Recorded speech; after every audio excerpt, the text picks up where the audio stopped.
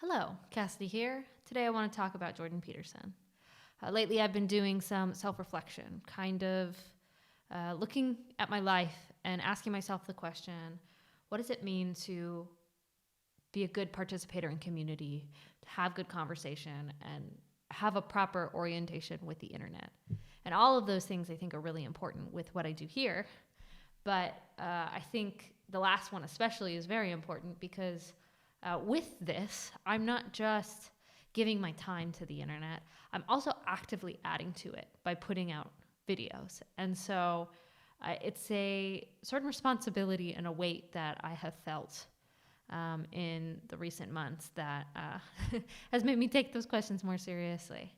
And because of that, part of the process has led me to take deeper dives in the things I see around me, the things that I've consumed, and the things that seem to have taken culture and spoken to it. And I want to start unpacking that here with Jordan Peterson. And partly because Peterson has been coming up in a lot of my conversations, but I think it's also really important because of my relationship with the Estuary movement. I've always said and kind of thought that what I do here was related to Estuary in some way. If you don't know what Estuary is, it's sort of a movement stemming from Paul Vanderklay, trying to create neutral spaces where religious and non-religious people can come together and have conversations about meaning. And I'll put a link down below if you want to know more about that. But what's important for now with this topic is how influential Peterson has been in shaping what we do. Paul has spent a lot of time making commentary videos about Peterson and what he brings to the table. And there's a lot of people who have a lot of love and respect for Peterson. And it really shapes the way that we engage with each other in conversation and relationship and community in our online spaces and in-person spaces. Now, I haven't been shy in saying that I myself do not consider myself a Peterson fan. I have no personal animosity against him. I've just never been an avid consumer of his work. I don't know, it just never fully resonated with me, and there were certain ways that he communicated and the way he processed that I could understand and even accept a lot of his conclusions, but didn't quite know how to process or ground the way that he talked about things or framed things. And so I was sort of drawn to other people that I found more salient.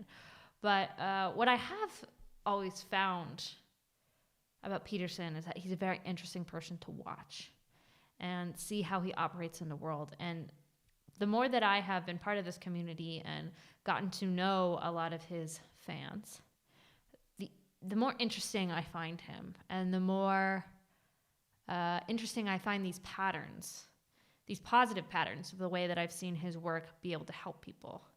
And I've been lately asking the question, what's going on with Peterson? Why has he been so influential with what we do in Estuary? And also, why is some of this coming with tension?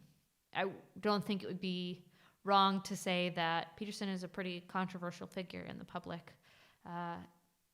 Whether it's Twitter bans, event protests, revoking of his license, there's a lot of opposition coming his way. And a lot of it stems from the political stances he takes in public spaces. And it's funny, the more that I talk with people who really love Peterson, the more I realize that this political side that is very often highlighted about Peterson is not what most people love about him. They're far more interested in Maps of Meaning or his biblical series or 12 Rules for Life than anything he does in the political sphere. And in fact, there's a lot of diversity of opinion on Peterson's activity and role within the political space. And I think it creates a certain tension within this little corner. So to try and engage with that tension, I've been looking back at Peterson and some of his most memorable moments in the last 5 years, trying to understand what was it that got people's attention about Peterson, and why has he been so influential in this movement? And how do we sort of deal with this tension that starts to rise and sort of ebbs and flows with the growing of not only Peterson himself and the changes he makes with his public persona and his choices in career and media, and what happens on the smaller scale in this little corner. So I'm going to do that today. I wanted to try and do this all in one video, but as I was sort of writing down some of the things I wanted to say, pulling out clips, I realized I had a lot more that I was seeing than was probably good to fit in one video. So I'm going to do this in two parts.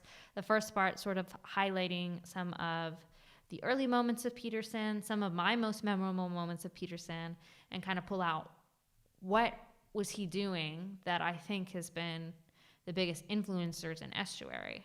And in the second part, sort of deal with more of the tension and what is creating some of that complexity as he creates now and has been creating in the last several years. So Jordan Peterson, who's this Canadian psychologist who was working at the University of Toronto, has been releasing YouTube videos since 2013.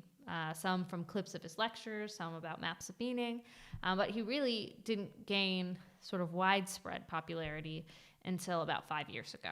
Peterson had come out against Bill C-16, a Canadian bill that he opposed because of his concerns with compelled speech laws. And because of this move, he got a lot of media coverage as well as opposition, including protests and other social justice activism. Here's a quick clip from a Vice interview that kind of gives the trajectory of Peterson and his rise to fame. The first rule is stand up straight with your shoulders back. It's like, get ready. You've got things to do. There's chaos to confront. I'm making this video because I don't really know what else to do. This is a YouTube video Dr. Jordan Peterson recorded on September 27, 2016. Back then, he was an obscure psychology professor at the University of Toronto. I think that some of the things that I say in my lectures now might be illegal. I think they might even be sufficient for me to be brought before the Ontario Human Rights Commission under their amended hate speech laws. Peterson was afraid of Bill C-16, a law he claimed would force him to use gender-neutral pronouns like they or them instead of him or her. He refused, and protests followed. You have no idea if I'm your enemy. You have no idea about me. You won't use my pronouns, so I'm pretty sure you're my enemy, yes. Yeah, well, I know you think that, but I don't believe that using your pronouns is going to do you any good in the long run. I think it'll do quite the contrary. What? These videos all went viral, and Jordan Peterson became the most infamous intellectual in Canada overnight. I mean, you are a provocateur. I never said You're like anything. the alt-right that you hate to be compared to. You want to stir things up. I'm only a provocateur insofar as when I say what I believe to be true, it's provocative. So they've included some of Peterson's early viral moments, including the red suspender video and the infamous Kathy Newman interview. So like many people, this was my first memorable encounter with Jordan Peterson. I have some vague memories of Peterson before this, but this was the first time I stopped and took notice of Peterson. And I was really impressed in the way that he handled himself in the conversation. There was something unique about the way he operated himself in this conversation that seemed different than a lot of other people I had seen being faced with opposition from an interviewer or questioner.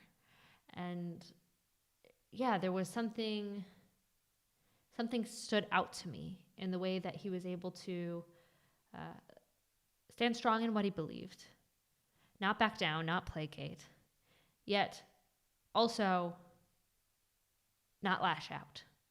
He didn't seem to seek to destroy. He seemed like he was trying to find a way to have a conversation and be understood and not misrepresent himself and correct any misrepresentation of him.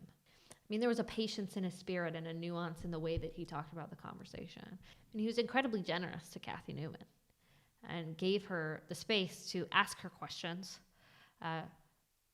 represent the way she understood his ideas, and found a way to rebut those without belittling her, without trying to make her look stupid.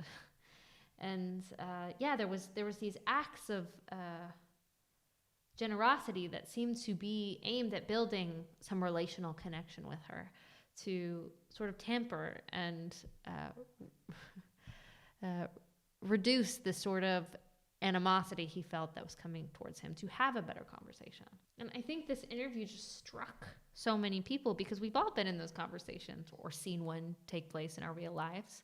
And it's really hard to strike that balance of how to have these conversations well. I think often what happens is people shy away or try to shut down the conversation and move on. Or if they continue with it, they often mirror back these sort of aggression and heighten the tension. But Peterson seemed to find a way to handle it a bit differently. It wasn't that he wasn't strong and didn't fight back in a certain way, but it was honest. And it felt like he didn't lose sight of the humanity of the person he was speaking with. Now, after this interview went viral, Dr. Peterson started appearing on Joe Rogan and Dave Rubin and all these other IDW platforms. And these sort of interviews have been the most interesting to watch back because of how candid Peterson is about a lot of these viral moments. He trusts these people. And so he's much more willing to share his side of the story, the background, and give some detail about what was happening. And it's been really interesting to sort of watch and reflect, not just looking at these sort of viral moments that made us famous, but him being able to process those and put those in a different frame and recognize what was going on from the person who was actually in the conversation. So before I continue on with some of Peterson's other viral moments, I want to watch a clip from the Joe Rogan podcast where he talks about the Kathy Newman interview specifically.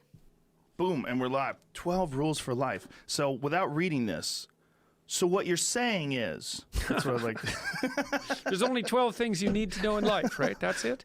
Yeah. Well, Yeah. This interview that you just did with this woman, Kathy Newman, was that in the UK? It was Channel 4, UK. I just went, I felt bad, but I was also laughing. I went to her Twitter page to read, with each one of her tweets, no matter what she says, someone writes underneath it, so what you're saying is, and then some ridiculous, but by the way, your fans were mocking her, but politely, non-aggressively. I didn't read any rude things. Like there was no insults, or maybe a few insults, but there's no swears. It was just playful mocking of the interview that she did with you, because the interview was ridiculous. It was a ridiculous interview. I mean, I listened to it or watched it several times. I was like, this is so strange.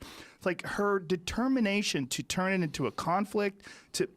It's one of the issues that I have with television shows. Yeah. Because they have a very limited amount of time, and they're trying to make things as salacious as possible. They want to have these sound bites, these clickbait sound bites. And she just went into it incredibly confrontational, not trying to find your actual perspective, but trying to force you to defend a non-realistic perspective. All right, so that first part of the interview I find particularly interesting because right there at the beginning you see Rogan addressing and dipping his toe into this world of media ethics, which is something I've always been very fascinated with. As a filmmaker and a person who has dipped her toe into the documentary world, you realize very quickly that the camera changes human behavior in such a fundamental way. And the things that we capture on film has this incredible power to change the way we view people, particularly when you're broadcasting it on a nationwide channel. And it not only has this ability to change our agenda in a conversation as we engage with someone, but it also has the ability to change and modify our behavior to the people around us and the people we're conversing with. And it can sometimes be a good thing, but a lot of times it gets very complicated and very tricky and can almost bring the worst parts of ourselves out. And Peterson's sort of going to dip a little bit more into this and flesh this out in the next part of this interview. Well, what happened was interesting, too, the way it played itself out, because I met her in the green room beforehand. You know, she was being made up, and then they put a little bit of powder on me, and we had a friendly kind of interchange, and then we went and sat in front of the cameras and for a couple of minutes, you know, before the show got rolling, and we had a pretty pleasant back and forth. And then as soon as the cameras went on, she was a completely different person. And I thought, oh, I see. To I see trick. what's going on. Yeah. Yeah. Well, so that kind of alerted me to, well, the fact that there was something rotten in the state of Denmark, let's say.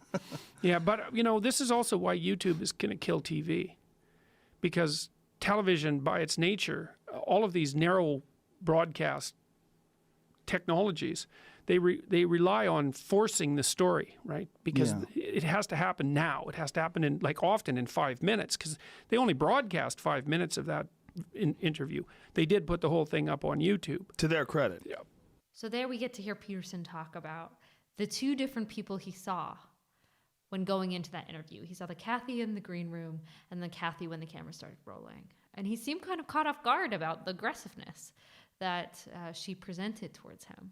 It seems like because he gained attention for his political stance on this issue, there was a lot of media framing with what he believed and what he said around those things, and it's sort of pulling him into the political fight more and more. And all of those things just kept putting him in the line of fire. And another great example of this is his interview with Vice. So let's just watch a quick clip of that. It seems to me that there's sort of two versions of you that are floating around. Mm-hmm. The one is the scholarly work that you've done over your career. Yeah. And then there's this online version. I mean, do you feel split at all right now? Fragmented is more accurate than just split. The political split that you're talking about is the humanities at the universities have become intolerably corrupt. They don't teach people to read. They don't teach them to think. They don't teach them to speak. They don't have them read great works. They've become indoctrination factories for a social justice ideology. I have a personal theory that I wanted to run by you, and it is that college right now and universities are their own ecosystem, and that professors and students both have been sort of trapped in a war of ideas, as you put it, that keeps escalating. But that once you walk outside the gates of that university, that it seems very contained to the university. What I don't see is sort of this sort of veering towards apocalypse. Oh yeah, it's spreading into HR, into corporations throughout the U.S. through HR departments, very, very rapidly. In what ways, though? In a way that is not sort of like, hey, Well, how about you NBC not grab like the ass of your coworker? NBC is regulating hugging, right? And not only that, do you not feel like that was out of a response of these sorts of stories, like of generations of men sort of taking advantage? It's not easy to solve a complicated problem, and like ready-made ideological solutions don't work. They just make it worse. But come on, that's just like a maxim. You're not actually addressing the question, which is like, isn't there harm that is trying to be solved? There isn't a question. There's a set of questions, and no one's posing them. Here's a question: can men and women work together in the workplace? Yes, I do it. How do you know? Because I work with a lot of women. Right. Well, it's been happening for 40 years?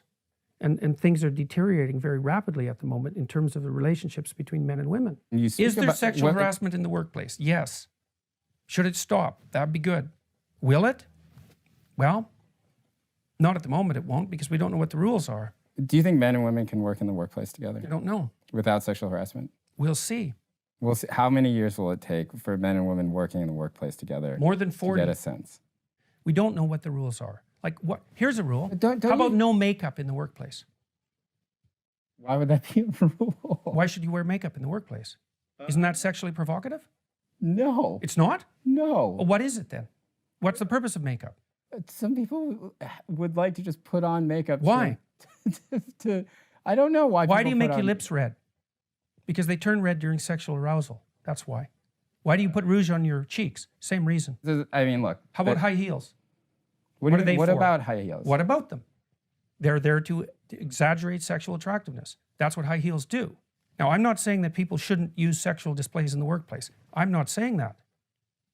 But I am saying that that is what they're doing. And that is what they're doing. Now, Peterson actually has a clip on Joe Rogan about this interview as well. So I want to play that before I comment on anything. Yeah. One of the conversations that you had that I found to be shocking, and it started a trend of misquoting and misrepresenting you, was you did an interview with Vice. And they use a snippet of one of the things you said and tried to pretend that you had made these very curt statements. And one of them was... Well, he was annoying, so I got kind of curt, and that was probably my strategic error. Makeup? Is that the one you're talking about? Yes, makeup and the way people dress, you know, and... Yeah, well, I was trying to draw... First of all... How was he annoying? He knew everything. He In knew what way? everything. Well, it was just in his attitude. You know, it was. So it he was was combat. challenging you. He wanted this from the very beginning. This was him. Arms crossed. Right. Eyes up. It's like A, I know more than you, and B, you're probably that reprehensible person that I've thought about, and it's my job to reveal you. He was signaling he's left-leaning. He was deciding that what you were doing was representing the patriarchy, or you were representing male dominant structures that he was saying that are not correct. Yeah, well, This it is how wasn't you even felt? that. Is that an accurate assessment? Yeah, but it wasn't even that it was left-leaning. I've talked to reasonable left-leaning people. It was built right into his attitude, and so it made me a little testier than I might have been, which was my strategic error. And, you know, you asked earlier, well, why do I get pilloried with some regularity? Yes. And some of it is probably my own inadequacy. You know, it's not, it isn't that I've handled all the opportunities that I've had perfectly, you know, and I can get hot under the collar. It's a mistake. It's a mistake, because the right approach in these situations is to use minimal necessary force and to allow myself to get irritated, let's say, even minorly, when I'm faced with someone who's doing this, is not productive, doesn't work well. And so I really need to keep that under control. And when I do keep it under control, it works better. So I think it's really interesting how Peterson acknowledges that the tension that was present in this interview was not built on his positions of the argument and his opposition's response to those things or opinion of those positions. Rather, it was the relational aspects and the communication dynamics at play during this exchange. You know, Peterson even takes on some of the responsibility for those dynamics by saying that he got hot under the collar, he thought this person was annoying, and he didn't act in the best way that he should. And I think this sort of dynamic and recognition of the humanity and the relational aspects of the conversation is very recognizable in this little corner. We do our best to ground these conversations on personal stories so that we don't have the chance to belittle or dehumanize a person just because they hold a different perspective than we do.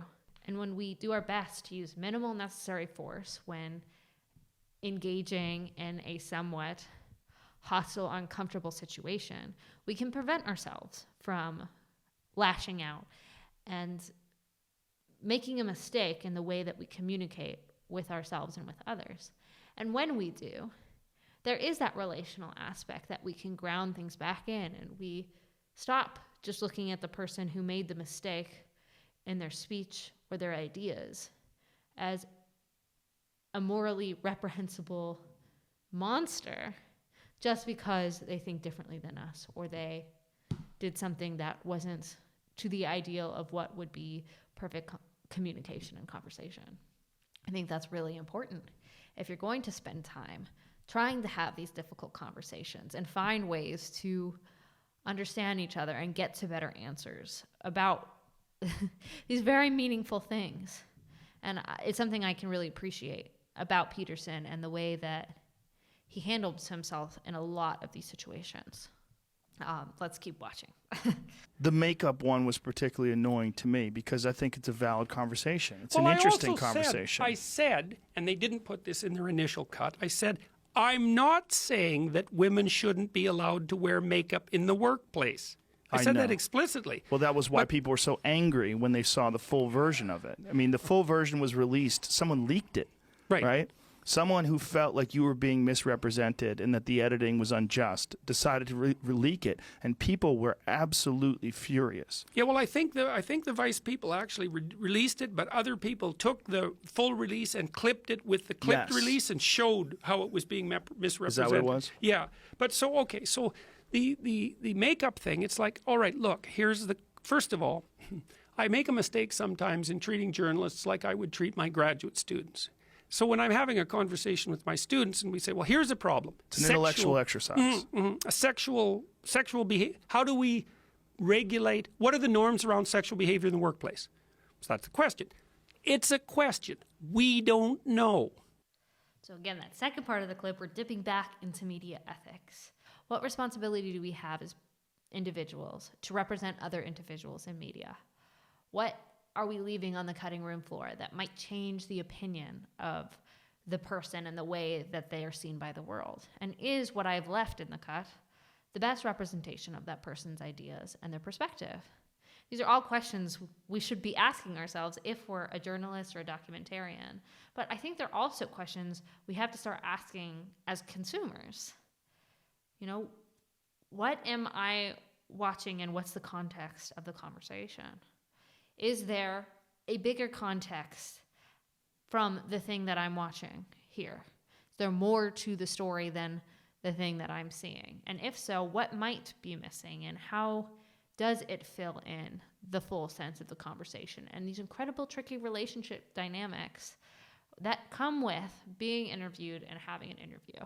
And there's not easy answers to these things. But I think if we start asking ourselves some of these questions, we can have a better grounding and framing and understanding these clips that we actually are not eyewitnesses to, because anything that we're consuming, even if it's using real people, real events, they're still creations. They've been curated to tell a story or evoke an emotion or discover something that's the creator finds interesting in the world.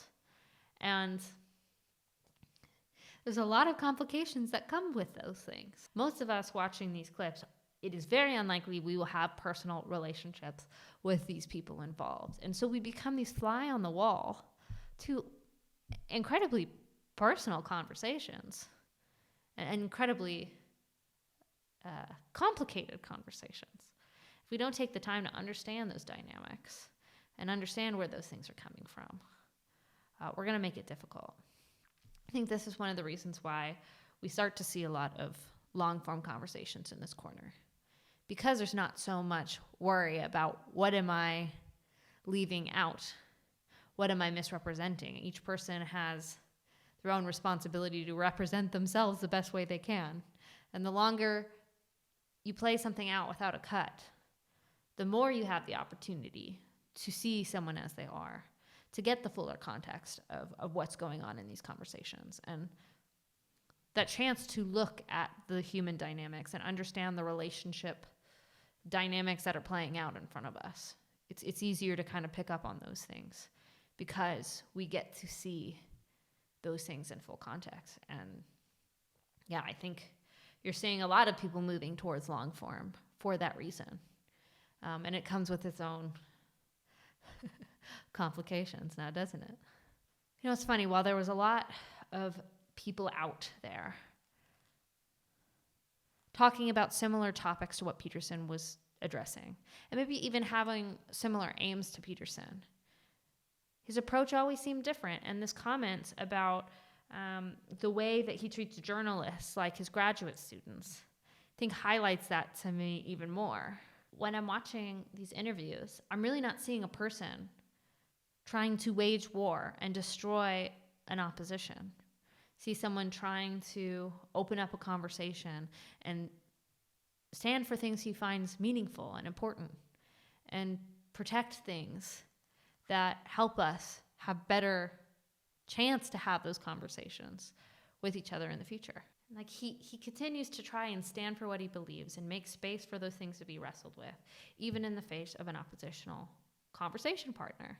And that's where I think that reflection of Peterson has made Estuary somewhat of a special place on the internet. We want to explore ideas and come together and work through those with each other and not against each other. We want to have conversations from people from all walks of life with different ideas and beliefs about the things that are important, and have a conversation about what is meaningful and how we can move closer to that. And we can't do that so effectively if we're constantly seeing each other as embattled enemies or rivals. And I don't think it's denying that we see some sort of battle or war going on and understand why people see the importance in fighting those things. But there's also this recognition that maybe there's something deeper going on. And to battle the way that everybody else does is not actually going to be a helpful answer.